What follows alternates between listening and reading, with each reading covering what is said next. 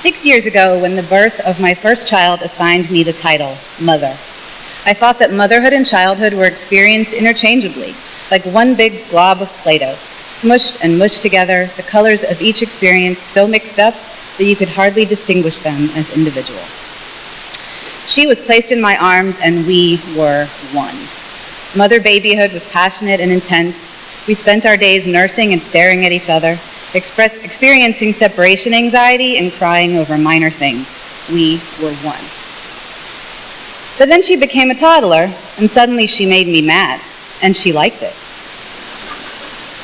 And then I put her in timeout, and I liked it. This is when I began to wonder if we really had to be one in every moment. The thought was uncomfortable for me, and I mourned the simplicity of my original definition of motherhood. Still, I couldn't ignore the shift in both myself and in my daughter.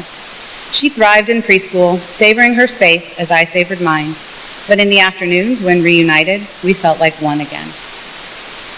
When her little sister came along, it dawned on me that their childhood experience was very similar. They grew closer and closer, and I often felt like an outside observer to their imaginary landscapes. Princesses were crowned, fairy wings were granted, and giggles were giggled over private jokes I would never understand. I also couldn't help but notice that the attitudes of my children when it came to sharing toys or sharing my attention seemed to suggest that they didn't spend nearly as much time reflecting on our interchangeable journey as I did. But when they grew weary of one another and came seeking my security and comfort, I could tell myself we remained one, the three of us. By the time I became pregnant with my third child, I felt like a pro as I heard myself say and believe things like, "It'll all work out," when the future logistics of 3 children seemed tricky, and "she'll be fine" when someone asked how my middle child would adjust. So much of my time had previously been spent thinking and reading and talking to other mothers about mothering, that I was finally too busy to leave much room for worrying and second-guessing. Still, I found myself trying to combine their experience with mine, gathering the older two against my growing belly and savoring the entity that was my children and me. And then on New Year's Eve of 2013, I learned that the third child inside of me no longer had a heartbeat. I was induced in the afternoon and spent that day terrified at what lay ahead of me. Just before midnight, while the world toasted another year of life, my stillborn daughter was placed on my chest. I felt definitions and rationalizations explode into thin air and fall down around me as I held her in my arms throughout that night. Kept her wrapped carefully in a blanket, sang songs to her, worried about dropping her. At one point, I realized in a panic that I wanted to keep her blanket. So I quickly wrapped her in another one and made sure to hold her in it so that my smell would be on it when I had to leave her. This was not about her, I had to conclude, as a dead child cannot be harmed and is not comforted by her mother's smell or voice.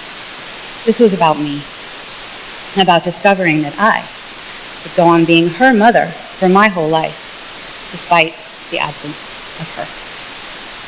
Nowhere in my previous understanding of motherhood was there room for the love and devotion that I felt for this glorious child, with whom it was obvious I would never be one again. Motherhood walked out of the hospital the next morning, battered and lonely, leaving one of her children behind. She walked to her car and drove home to her new life and her new comprehension that this journey is personal and intimate, experienced because of children, but not with them.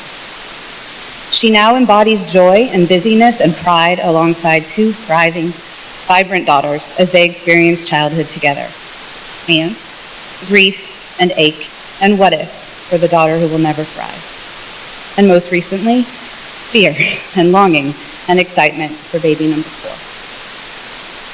It is liberating to no longer be pressing my thumbs as hard as I can into that Play-Doh mold definition of this relationship, trying to make us all fit in there together.